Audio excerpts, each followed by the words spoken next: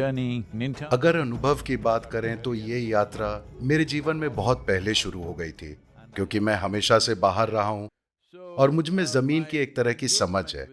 तो इसके साथ मेरा जुड़ाव बहुत लंबे समय से है। पर 1998 से इस पर काम शुरू हुआ था। उस साल संयुक्त राष्ट्र की कुछ एजेंसियों ने तमिलनाडु में आकर भविष्यवाणी की थी कि 2025 तक तमिलनाडु की 60% मिट्टी रेत में बदल जाएगी। तो जब मैंने ये देखा तो पहले तो मुझे विश्वास ही नहीं हुआ। तो मैंने तमिलनाडु के चारों ओर ड्राइव करने और खुद देखने का फैसला किया। फिर मैंने देखा कि वो जो कह रहे थे वो गलत था, क्योंकि मेरे अनुभव में मुझे लगा कि ऐसा 2025 से पहले ही हो जाएगा, क्योंकि तमिलनाडु में 3 बारहमासी नदियां सूख चुकी थी। जब मैंने ये देखा तो मुझे लगा कि हमें कुछ करना होगा। तो उस समय पूरे तमिलनाडु की औसत हरियाली 16.5% थी। राष्ट्रीय स्तर पर आकांक्षा 33% की थी। तो मैंने कहा कि हमें इसे 33% तक लाना होगा। हमें क्या करना होगा? मैंने एक सरल सा हिसाब लगाया। तो मैंने हमारे वॉलंटियर्स के एक ग्रुप को बुलाया और कहा, हमें 14 करोड़ पेड़ लगाने होंगे। उन्होंने सोचा कि मैं पागल हो गया हूं। बोले, सदगुरु, 14 करोड़ पेड़ इतने कौन लगा सकता है? मैंने पूछा, हमारी आबादी कितनी है? उन्होंने कहा 62 मिलियन। देखिए, अगर हम सब एक पेड़ लगाएं और 2 साल तक उसकी देखभाल करके फिर एक और पेड़ लगाएं तो हो जाएगा। ये किया क्यों नहीं जा सकता है? सिर्फ इसलिए कि हम सब खा तो रहे हैं, पर हम सभी जमीन को ठीक करने को तैयार नहीं हैं। बात बस इतनी ही है। तो इसके आधार पर हमने प्रोजेक्ट ग्रीन हैंड्स नाम का एक आंदोलन शुरू किया, जिसमें लाखों लाख पेड़ लगाए गए, जो अब भी जारी है। और हमने 120,000 से ज्यादा किसानों को पेड़ों पर आधारित खेती से जोड़ा, जिससे हमने मिट्टी की क्वालिटी में और भोजन के पोषण मूल्यों में काफी सुधार देखा।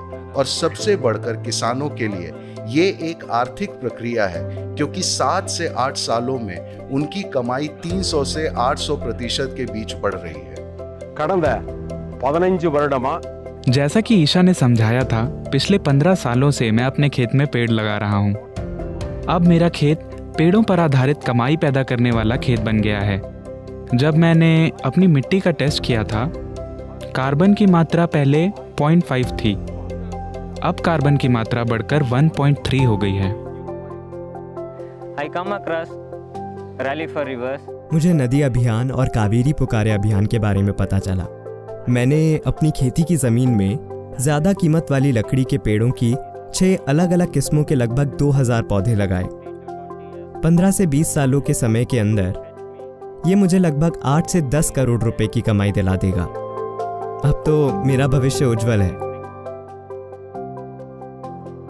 एक जरूरी चीज जिस पर मैं अभी जोर दे रहा हूं वो ये कि हमें फॉरेस्ट प्रोड्यूस या जंगल की पैदावार शब्द को छोड़ देना चाहिए। ऐसा कुछ नहीं होता। अगर आपको लकड़ी चाहिए आप इसे उगाइए, अगर आपको शहद चाहिए आप इसे उगाइए, आपको बाकी जो कुछ भी चाहिए आप उसे अपनी खेती की जमीन पर उगाइए। अभी हम दुनिया के अलग अलग हिस्सों से 70,000 करोड़ से ज्यादा कीमत की लकड़ी का आयात कर रहे हैं। ये 70,000 करोड़ अगले 20 सालों में हमारे किसानों के पास जा सकते हैं अगर हम अभी से पौधे लगाना शुरू कर दें। तो इसका मतलब ये नहीं कि हम खेती छोड़ दें, हम लगभग हर फसल उगा सकते हैं। पिछले 22 सालों से हमने यही साबित किया है। मेरा काम है अर्थव्यवस्था और पर्यावरण के मिलन को अंजाम देना, क्योंकि अगर ये दोनों चीजें एक दूसरे से नहीं जुड़ी तो पर्यावरण हार जाएगा। इसके आधार पर हमने अगली चीज शुरू की, क्योंकि मैंने देखा कि जमीन पर पेड़ लगाने को लेकर कई नीतियों से जुड़ी रुकावटें थी।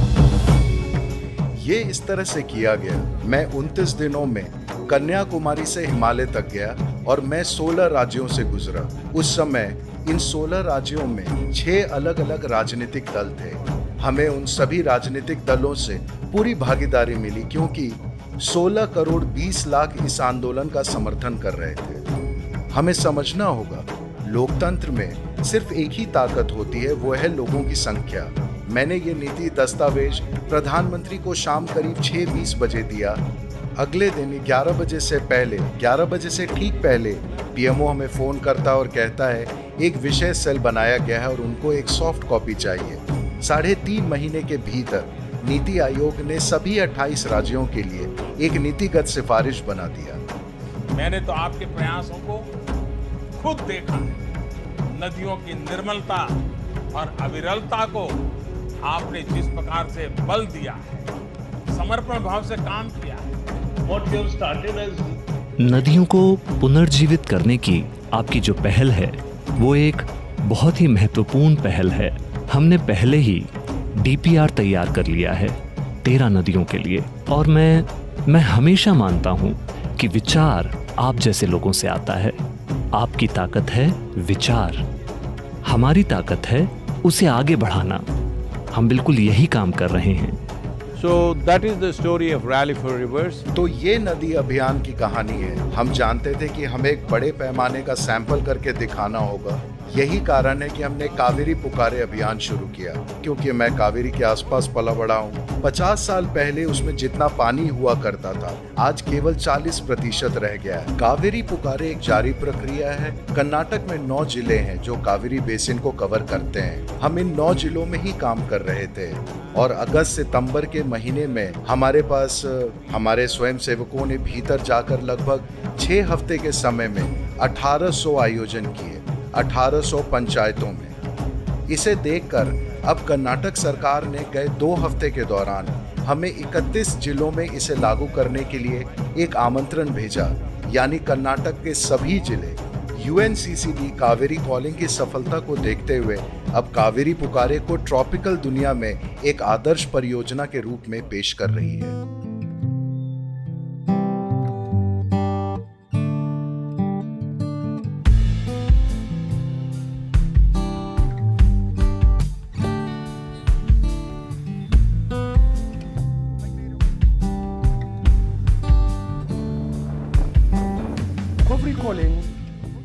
कावेरी कॉलिंग बड़े पैमाने की एक ऐसी परियोजना हो सकती है जो सबसे कमजोर आबादी की रहने की स्थिति को सुधार सकती है और उस जमीन की भी मदद करती है जो हम सभी के जीवन का सहारा है।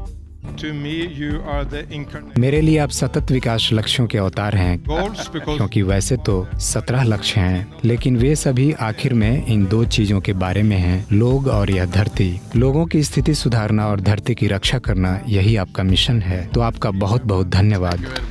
तो महामारी ने किसी भी तरह हमें धीमा नहीं किया है।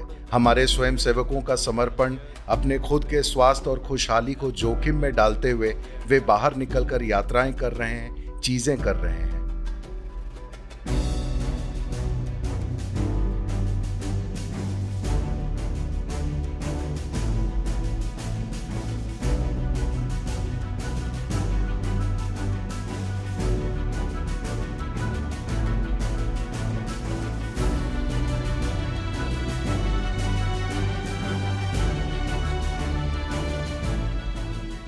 हमें इसे समझने की जरूरत है। कावेरी पुकारे हमारी अपनी बस कोई काल्पनिक परियोजना नहीं है। ये दुनिया के लिए बहुत महत्वपूर्ण है ये साबित करना कि जिस मिट्टी की क्वालिटी खराब हो गई है, उसे योजना और रणनीति की मदद से फिर से ठीक करना संभव है। तो हर कोई इसका हिस्सा बने और आइए इसे संभव बनाएं।